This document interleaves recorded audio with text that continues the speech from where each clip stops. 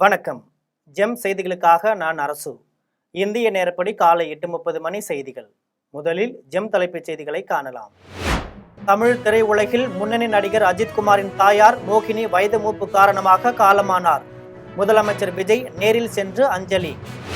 திரிணாமுல் காங்கிரஸ் நாடாளுமன்ற உறுப்பினர் அபிஷேக் பானர்ஜி மீது பாஜக ஆதரவாளர்கள் தாக்குதல். மக்களவை எதிர்க்கட்சித் தலைவர் ராகுல் காந்தி கண்டனம். மாதாந்திர உரிமை தொகை உதவி திட்டம் வரவிருக்கும் மாநில பட்ஜெட்டில் அறிவிக்கப்படும். நிதி அமைச்சர் மரிய வில்சன் அறிவிப்பு. நாடாளுமன்ற உறுப்பினர் அபிஷேக் பானர்ஜிக்கு சிகிச்சை அளிக்க கூடாது என மருத்துவர்களுக்கு அதிகாரிகள் மிரட்டல். முன்னாள் முதலமைச்சர் மம்தா பானர்ஜி குற்றச்சாட்டு. பாகிஸ்தானில் இருந்து ஆப்கானிஸ்தான் அகதிகளை ஏற்றி சென்ற லாரி கவிழ்ந்து விபத்து. 22 பேர் சம்பவ இடத்திலேயே பரிதாபமாக உயிரிழப்பு. இனி விரிவான செய்திகளை காணலாம். நடிகர் அஜித்குமாரின் தாயார் உடலுக்கு முதலமைச்சர் விஜய் நேரில் சென்று அஞ்சலி செலுத்தினார். தமிழ் திரையுலகில் முன்னணி நடிகரும் கார் பந்தய வீரருமான அஜித்குமாரின் தாயார் மோகினி வயது மூப்பு காரணமாக காலமானார். சென்னை பாலவாக்கத்தில் உள்ள அஜித்குமார் வீட்டில் அவரது தாயாருக்கு இறுதி சடங்கு நடைபெற உள்ளது. இந்த நிலையில் நடிகர் அஜித்குமாரின் தாயார் மோகினியின் உடலுக்கு முதலமைச்சர் விஜய் நேரில் சென்று அஞ்சலி செலுத்தினார். அப்போது அஜித்துக்கு முதலமைச்சர் விஜய் ஆறுதல் கூறினார். சோனார்பூரில் நாடாளுமன்ற உறுப்பினர் அபிஷேக் பானர்ஜி மீதான தாக்குதல் முற்றிலும் கண்டிக்கத்தக்கது என்று மக்களவை எதிர்க்கட்சித் தலைவர் ராகுல் காந்தி தெரிவித்துள்ளார். மக்களவை எதிர்க்கட்சித் தலைவர் ராகுல் காந்தி தனது சமூக வலைதள பக்கத்தில் சோனார்பூரில் நாடாளுமன்ற உறுப்பினர் அபிஷேக் பானர்ஜி மீதான தாக்குதல் முற்றிலும் கண்டிக்கத்தக்கது என்று தெரிவித்தார். ஒரு நாடாளுமன்ற உறுப்பினர் மீதான தாக்குதல் என்பது ஒரு தனிநபர் மீதான தாக்குதல் மட்டுமல்ல, அது அவரை தேர்ந்தெடுத்த மக்கள் மீதும் நமது பகிரப்பட்ட பாரம்பரியமான ஜனநாயகத்தின் மீதும் நடத்தப்பட்ட தாக்குதல் ஆகும் என்று கூறினார். இது பாஜகவின் பழிவாங்கும் அரசியலின் கொடூரமான முகத்தை காட்டுவதாக தெரிவித்தார். அரசியல் கருத்து வேறுபாடுகள் ஒருபோதும் வன்முறையை நியாயப்படுத்த முடியாது என்று கூறினார். மத்திய அரசும் மேற்கு வங்க அரசும் இருதரப்பும் குற்றவாளிகளுக்கு எதிராக உடனடியாக நடவடிக்கை எடுக்க வேண்டும். மேலும் எந்த ஒரு மக்கள் பிரதிநிதியும் அவர்கள் எந்த கட்சியை சேர்ந்தவராக இருந்தாலும் தங்களது பாதுகாப்பை பற்றி ஒருபோதும் கவலைப்பட வேண்டியதில்லை என்பதை உறுதிப்படுத்த வேண்டும் என்று தெரிவித்தார். அபிஷேக் பானர்ஜி தனது எண்ணங்கள் உங்களுடன் உங்கள் குடும்பத்தினருடன் இருக்கின்றன, நீங்கள் விரைவில் குணமடைய வாழ்த்துகிறேன் என்று கூறினார். மாதாந்திர உரிமை தொகை உதவி திட்டம் வரவிருக்கும் மாநில பட்ஜெட்டில் அறிவிக்கப்படும் என்று நிதியமைச்சர் மரிய வில்சன் தெரிவித்துள்ளார். நாகப்பட்டினத்தில் நிதியமைச்சர் மரிய வில்சன் செய்தியாளர்களை சந்தித்து பேசினார். அப்போது திட்டமிடப்பட்டுள்ள 2500 ரூபாய் மாதாந்திர உரிமை தொகை உதவி திட்டம் வரவிருக்கும் மாநில பட்ஜெட்டில் அறிவிக்கப்படும் என்று தெரிவித்தார்.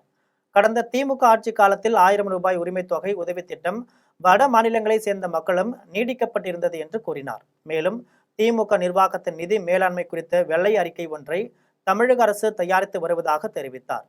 இப்பணிகள் தீவிரமாக நடைபெற்று வருகின்றன. மேலும் அடுத்த 2 வாரங்களுக்குள் இது நிறைவடையும் என எதிர்பார்க்கப்படுவதாக கூறினார்.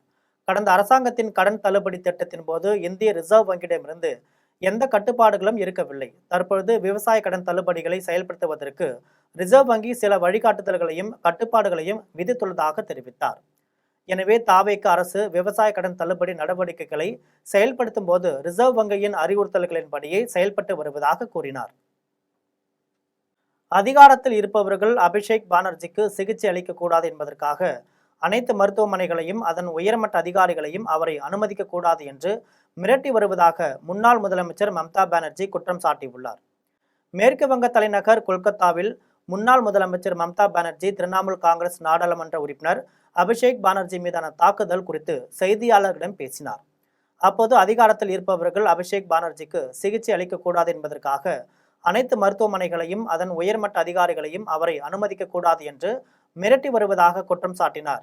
தான் மருத்துவமனை நிர்வாகியுடன் அமர்ந்திருந்த போது காவல்துறையினரிடமிருந்து தமக்கு மிரட்டல் அழைப்புகள் வருவதாக அந்த நிர்வாகி தன்னிடம் கூறியதாக தெரிவித்தார். மருத்துவர்கள் வருத்தத்தில் இருக்கிறார்கள், ஆனால் அவர்கள் கட்டாயப்படுத்தப்பட்டு மிரட்டப்படுகிறார்கள் என்று கூறினார். மேலும் ராகுல் காந்தி அபிஷேக் பானர்ஜியை சிகிச்சைக்காக ஹைதராபாத் அல்லது வேறு எங்கு வேண்டுமானாலும் அழைத்து செல்ல தயாராக இருப்பதாக தன்னிடம் கூறியதாக தெரிவித்தார். பாகிஸ்தானில் இருந்து ஆப்கானிஸ்தான் அகதிகளை ஏற்றி சென்ற லாரி கவிழ்ந்து விபத்துக்குள்ளானதில் 22 பேர் சம்பவ இடத்திலேயே பரிதாபமாக உயிரிழந்துள்ளனர். பாகிஸ்தான் ஊடுருவக்காரர்களை கட்டுப்படுத்தும் வகையில் கடந்த 2023ஆம் ஆண்டு தனது கொள்கையில் மாற்றம் கொண்டு வந்தது. இதன் காரணமாக பாகிஸ்தானிலிருந்து ஆப்கானிஸ்தான் அகதிகள் வெளியேறும் நிலை ஏற்பட்டுள்ளது. அந்த வகையில் லாரி மூலம் ஆப்கானிஸ்தான் அகதிகள் பாகிஸ்தானிலிருந்து சொந்த நாடு திரும்பிக் கொண்டிருந்தனர். லக்மான் பிராந்தியத்தில் காபூல் நகருடன் இணைக்கும் முக்கிய தேசிய நெடுஞ்சாலையில் லாரி சென்று கொண்டிருந்த போது லாரி திடீரென கவிழ்ந்து விபத்துக்குள்ளானது. இதில் 22 பேர் சம்பவ இடத்திலேயே பரிதாபமாக உயிரிழந்துள்ளனர். மேலும் 36 பேர் காயமடைந்தனர். பாண்டிச்சேரி ரெசார்ட்டில் திமுகவுடன் சேர்ந்து முதல்வராக போவதாக எடப்பாடி பழனிசாமி சொன்னதற்கு 25 சட்டமன்ற உறுப்பினர்கள் உடன்படாததால் விலகியதாக முன்னாள் சட்டமன்ற உறுப்பினர் ஜெயக்குமார் தெரிவித்துள்ளார். பெருந்துறை அதிமுக சட்டமன்ற உறுப்பினராக இருந்த ஜெயக்குமார் தனது சட்டமன்ற உறுப்பினர் பதவியை ராஜினாமா செய்துவிட்டு தாவேகாவில் இணைந்தார். ஈரோடு மாவட்டம் பெருந்துறைக்கு வருகை வந்த ஜெயக்குமார் தனது ஆதரவாளர்கள் மற்றும் அமைச்சர் செங்கோட்டையன், விஜய் பாலாஜி ஆகியோர் முன்னிலையில் அண்ணா சிலைக்கு மாலை அணிவித்தார். இதனையடுத்து முன்னாள் சட்டமன்ற உறுப்பினர் ஜெயக்குமார் செய்தியாளர்களை சந்தித்து பேசிய போது, கடந்த 5 ஆண்டு காலமாக தொகுதிக்குள் சட்டமன்ற உறுப்பினராக எந்த ஒரு பணியும் செய்ய முடியவில்லை என்று கூறினார்.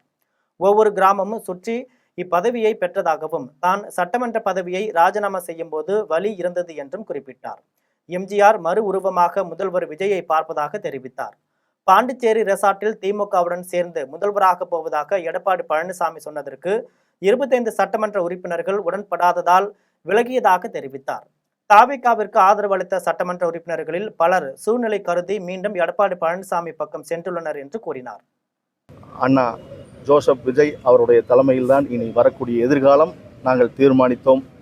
தொடர்ந்து 25 சட்டமன்ற உறுப்பினர்கள் நாங்கள் எல்லாம் ஆதரவு கொடுத்தோம்.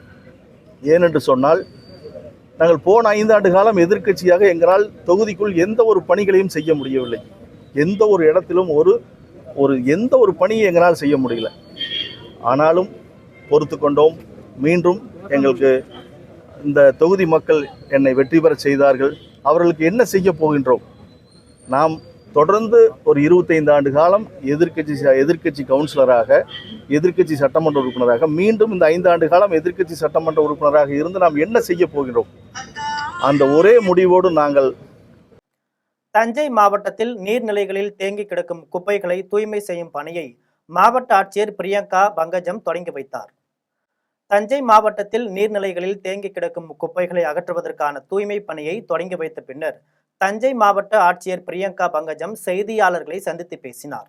அப்போது தஞ்சை மாவட்டத்தில் உள்ளாட்சி நிர்வாகத்தின் கீழ் 3000க்கும் மேற்பட்ட நீர்நிலைகளும், பொதுப்பணித்துறையின் கீழ் 694க்கும் மேற்பட்ட நீர்நிலைகளும் உள்ளன எனவும், 6000 கிலோமீட்டருக்கு மேல் நீர்வழி பாதையில் தேங்கியுள்ள குப்பைகளை அப்புறப்படுத்தும் நோக்கில் நீர்நிலை சுத்திகரிப்பு திட்டம் தொடங்கப்பட்டுள்ளது என்றும், முதல் கட்டமாக தஞ்சை பெரிய கோவில் அருகே ஓடக்கூடிய கல்லணை கால்வாயில் தேங்கி கிடக்கும் குப்பைகள் அகற்றும் பணி நடைபெற்று வருகிறது என்றும் மாவட்ட ஆட்சியர் தெரிவித்தார்.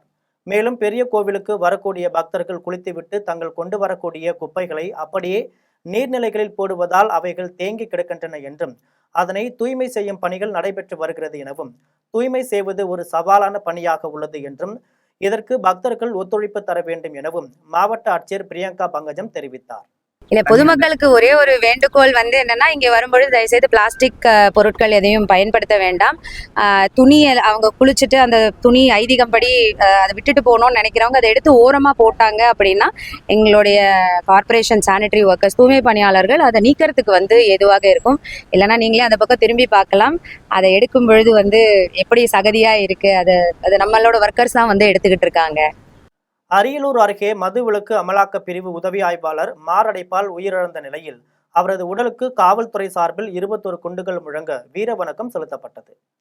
அரியலூர் மாவட்டம் அரியலூர் மதுவிலக்கு அமலாக்க பிரிவு உதவி ஆய்வாளராக பணியாற்றிய முருகன் திடீரென மாரடைப்பு காரணமாக உயிரிழந்தார். இதன் பின்னர் மாவட்ட காவல் கண்காணிப்பாளர் விஸ்வேஷ் சாஸ்திரி அவரது குடும்பத்தினருக்கு ஆறுதல் தெரிவித்து இறுதி அஞ்சலி செலுத்தினார். இதனையடுத்து அவரது சொந்த ஊரான ஜெயங்கொண்டம் அருகே உள்ள கரடிக்குளம் கிராமத்தில் அவரது உடல் தகனம் செய்யப்பட்டது. அப்போது காவல்துறை சார்பில் 21 குண்டுகள் முழங்க வீரவணக்கம் செலுத்தப்பட்டது. புது வண்ணாரப்பேட்டையில் 2 மாதங்களாக மழை நீர் வடிகால் பணிக்காக தொடங்கிய பள்ளத்தால் சாலை ஓர வியாபாரிகள் மற்றும் பொதுமக்கள் அவதியடைந்துள்ளனர். சென்னை புது வண்ணாரப்பேட்டையில் 2 மாதங்களாக மழை நீர் வடிகால் பணிக்காக தோண்டிய பள்ளத்தால் சாலை ஓர வியாபாரிகள் மற்றும் வாகனத்தில் செல்லும் பெண்கள் தவறி விழுந்து விபத்துகள் ஏற்படுவதாக அப்பகுதி மக்கள் குற்றம் சாட்டியுள்ளனர்.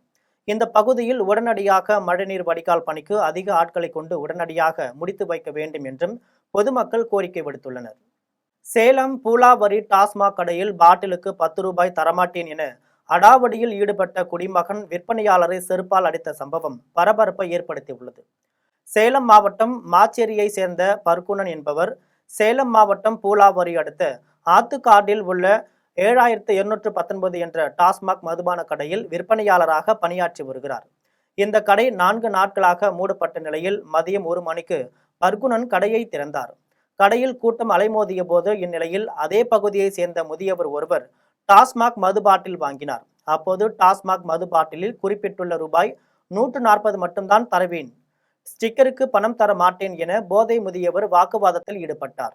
ஆத்திரமடைந்த முதியவர் திடீரென யாரும் எதிர்பார்க்காத நிலையில் தான் காலில் அணிந்திருந்த செருப்பை கழற்றி ஊழியர் பர்குணத்தை சரமாரியாக தாக்கினார். இது தொடர்பான காட்சிகள் சமூக வலைதளங்களில் வைரலாகி வருகிறது.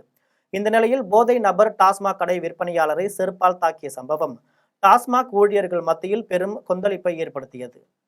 ஜெயங்கொண்டம் அருகே குடிநீர் கேட்டு காலி குடங்களுடன் பொதுமக்கள் சாலை மறியல் போராட்டத்தில் ஈடுபட்டதால் அப்பகுதியில் பெரும் பரபரப்பை ஏற்படுத்தியுள்ளது. அரியலூர் மாவட்டம் ஜெயங்கொண்டம் அருகே நாயக்கனை பிரியால் கிராமத்தில் 3 மாத காலமாக முறையாக குடிநீர் வராததால் பொதுமக்கள் மிகவும் சிரமப்பட்டு 3 முதல் 4 கிலோமீட்டர் தூரம் வரை பயணம் செய்து குடிநீர் கொண்டு வந்துள்ளனர்.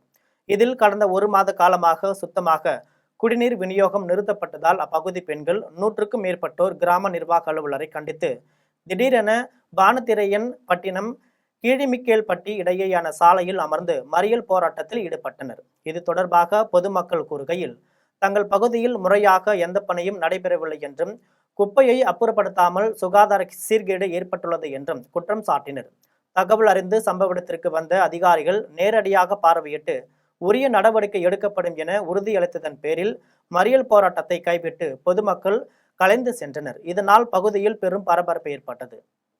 திருவண்ணாமலை அருகே கடந்த 30 நாட்களாக குடிநீர் வழங்காத ஊராட்சி நிர்வாகத்தை கண்டித்து கிராம மக்கள் சாலை மறியல் ஈடுபட்டதால் அப்பகுதியில் பெரும் பரபரப்பை ஏற்படுத்தியுள்ளது. திருவண்ணாமலை மாவட்டம் கரியமங்கலத்தில் கடந்த 30 நாட்களாக குடிநீர் வழங்காத ஊராட்சி நிர்வாகத்தை கண்டித்தும் வட்டார வளர்ச்சி அலுவலரை கண்டித்தும் அப்பகுதி மக்கள் செங்கம் ஊராட்சி அலுவலகம் முன்பு திடீர் சாலை மறியல் போராட்டத்தில் ஈடுபட்டனர்.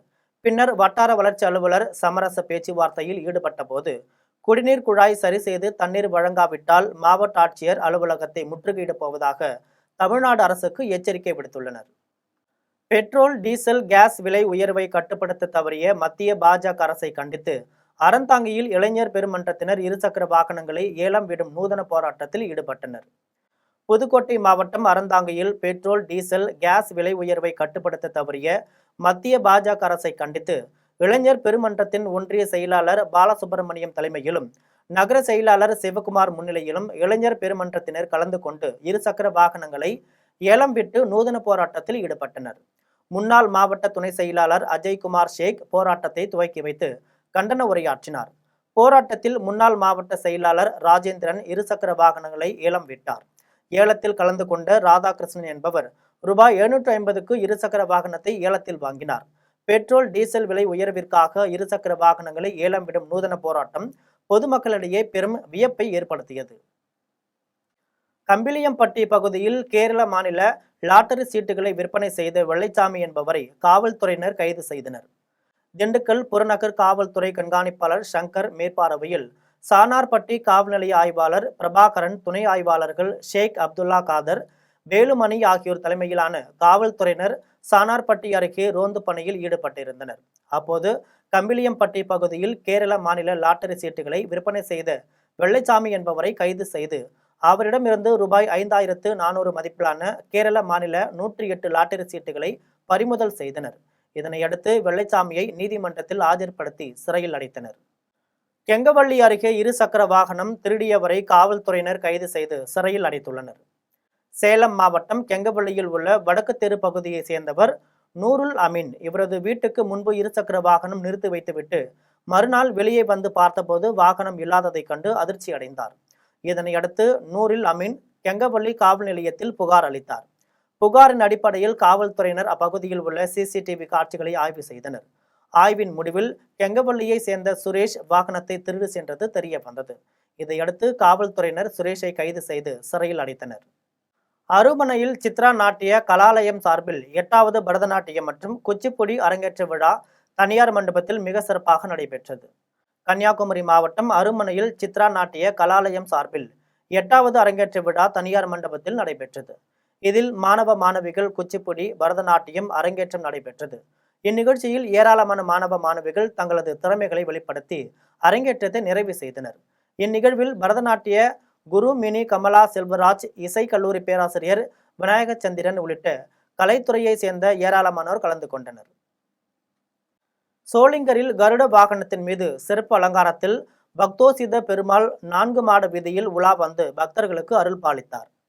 ராணிப்பேட்டை மாவட்டம் சோளிங்கர் உள்ள லட்சுமி நரசிம்ம சுவாமி கோவிலில் வைகாசி கருட சேவையை முன்னிட்டு சுவாமிக்கு பல்வேறு வகையான நறுமண பொருட்கள் கொண்டு சிறப்பு அபிஷேகம் செய்யப்பட்டது. இதன் பின்னர் தங்க கருட வாகனத்தின் மீது சிறப்பு அலங்காரத்தில் பக்தோசித பெருமாள் 4 மாட வீதியில் உலா வந்து பக்தர்களுக்கு அருள் பாலித்தார். இந்நிகழ்வில் வீடுதோறும் பக்தர்கள் சுவாமிக்கு கற்பூர ஆரத்தி காண்பித்து வழிபாடு செய்தனர். பழனி தண்டாயுதபாணி சுவாமி கோவிலில் வைகாசி மாதம் வைகாசி விசாகம் திருவிழாவையொட்டி தேரோட்டம் மிக சிறப்பாக நடைபெற்றது. திண்டுக்கல் மாவட்டம் பழனி தண்டாயுதபாணி சுவாமி கோவிலில் வைகாசி மாதம் வைகாசி விசாகம் திருவிழாவையொட்டி தேரோட்டம் நடைபெற்றது. இதில் அலங்கரிக்கப்பட்ட திருத்தேரில் வள்ளி தெய்வானை சமேதமாக எழுந்தருளிய முத்துக்குமார சுவாமி 4 ரத வீதிகளில் வலம் வந்து பக்தர்களுக்கு அருள் பாலித்தார். இந்நிகழ்ச்சியில் ஏராளமான பக்தர்கள் கலந்து கொண்டு அரோகரா கோஷம் எழுப்பியபடி தேரை வடம்பிடித்து இழுத்தனர். இந்நிகழ்வில் கோவில் இணை ஆணையர் மாரிமுத்து, கோவில் நிர்வாகிகள் உள்ளிட்ட ஏராளமானோர் கலந்து கொண்டனர். திருவண்ணாமலை அருகே வேணுகோபால சுவாமி கோவிலில் மகா கும்பாபிஷேகம் விழா மிக சிறப்பாக நடைபெற்றது. திருவண்ணாமலை மாவட்டம் காங்கேயனூர் கிராமத்தில் உள்ள வேணுகோபால சுவாமி கோவிலில் மகா கும்பாபிஷேக பெருவிழாவையொட்டி சிறப்பு பூஜைகள் நடைபெற்றது. பல்வேறு பகுதிகளிலிருந்து கொண்டு வரப்பட்ட புனித நீர் கோபுர கலசத்தின் மீது ஊற்றப்பட்டு மகா கும்பாபிஷேகம் மிக சிறப்பாக நடைபெற்றது. விழாவில் திமுக தலைமை செயற்குழு உறுப்பினர் ராஜ்குமார், அரசு குற்ற பொது வழக்கறிஞர் மனோகரன், முன்னாள் சட்டமன்ற உறுப்பினர் சேகரன் உள்ளிட்ட ஏராளமானோர் கலந்து கொண்டு சாமி தரிசனம் செய்தனர். தேவக்கோட்டை அருகே எழுவன்கோட்டையில் அமைந்துள்ள அகிலேண்டேஸ்வரி சமேத விஸ்வநாதர் திருக்கோவிலின் தேரோட்ட விழா வெகு விமரிசையாக நடைபெற்றது. சிவகங்கை மாவட்டம் தேவக்கோட்டை அருகே எழுவன்கோட்டையில் அமைந்துள்ள அகிலேண்டாஸ்வரி சமேத விஸ்வநாதர் திருக்கோவிலில் வைகாசி விசாக திருவிழா மே 21ஆம் தேதி தொடங்கியது. விழா நாட்களில் தினமும் பல்வேறு வாகனங்களில் சுவாமி அம்பாள் எழுந்தருளி வீதி உலா நடைபெற்று வந்தது. அதனைத் தொடர்ந்து முக்கிய நிகழ்வாக தேரோட்ட விழா மாலையில் நடைபெற்றது. முன்னதாக சிறப்பு பூஜைகள் நடைபெற்றதை அடுத்து சிறப்பு அலங்காரத்தில் அலங்கரிக்கப்பட்ட தேரில் அகிலேண்டாஸ்வரி சமேத விஸ்வநாதர் வீற்றிருந்த பக்தர்களுக்கு காட்சியளித்தனர். அதன் பின்னர் பக்தர்கள் தேரை வடம் பிடித்து இழுத்தனர். இதனிடையே இரு தரப்பினரிடையே ஏற்பட்ட பிரச்சனையால் தேரோட்டம் நிறுத்தப்பட்டது. அப்போது வருவாய்த்துறையினர் மற்றும் காவல்துறையினர் பேச்சுவார்த்தை நடத்தியதை அடுத்து மீண்டும் 4:30 மணிக்கு மேல் பக்தர்கள் தேரை வடம் பிடித்து இழுத்தனர். 4 ரத வீதிகள் வழியாக சென்ற தேர் மீண்டும் கோவில் நிலையை வந்தடைந்தது. கடலூர் அருகே உள்ள பாடலீஸ்வரர் கோவிலில் நடைபெற்ற தேர் திருவிழாவில் அமைச்சர், மாவட்ட ஆட்சியர் உள்ளிட்டோர் கலந்து கொண்டு சாமி தரிசனம் செய்து வழிபட்டனர். கடலூர் மாவட்டம் திருப்பாதிரிப்புலியூரில் உள்ள பாடலீஸ்வரர் கோவிலில் வைகாசி பெருவிழாவையொட்டி தேர் திருவிழா நடைபெற்றது. இதில் அமைச்சர் ராஜ்குமார், மாவட்ட ஆட்சியர் ஆதித்ய செந்தில்குமார், காவல் கண்காணிப்பாளர் ஜெயக்குமார் உள்ளிட்ட ஆயிரக்கணக்கான பக்தர்கள் கலந்து கொண்டு வடம் பிடித்து தேர் இழுத்தனர். விழாவில் பக்தர்கள் அனைவருக்கும் அன்னதானம் வழங்கப்பட்டது. மீண்டும் ஜெம் தலைப்புச் செய்திகள். தமிழ் திரையுலகில் முன்னணி நடிகர் அஜித்குமாரின் தாயார் மோகினி வயது மூப்பு காரணமாக காலமானார். முதலமைச்சர் விஜய் நேரில் சென்று அஞ்சலி. திரிணாமுல் காங்கிரஸ் நாடாளுமன்ற உறுப்பினர் அபிஷேக் பானர்ஜி மீது பாஜக ஆதரவாளர்கள் தாக்குதல். மக்களவை எதிர்க்கட்சித் தலைவர் ராகுல் காந்தி கண்டனம். மாதாந்திர உரிமை தொகை உதவி திட்டம் வரவிருக்கும் மாநில பட்ஜெட்டில் அறிவிக்கப்படும். நிதி அமைச்சர் மரிய வில்சன் அறிவிப்பு. நாடாளுமன்ற உறுப்பினர் அபிஷேக் பானர்ஜிக்கு சிகிச்சை அளிக்கக்கூடாது என மருத்துவர்களுக்கு அதிகாரிகள் மிரட்டல். முன்னாள் முதலமைச்சர் மம்தா பானர்ஜி குற்றச்சாட்டு. பாகிஸ்தானிலிருந்து ஆப்கானிஸ்தான் அகதிகளை ஏற்றி சென்ற லாரி கவிழ்ந்து விபத்து. 22 பேர் சம்பவ இடத்திலேயே பரிதாபமாக உயிரிழப்பு. இத்துடன் ஜெம் செய்திகள் நிறைவடைகின்றன. மீண்டும் ஜெம் செய்திகள் மதியம் 1:30 மணிக்கு. உடனுக்குடன் செய்திகளை காண ஜெம் live.tv என்ற இணையதளத்தில் இணைந்திருங்கள். நன்றி, வணக்கம்.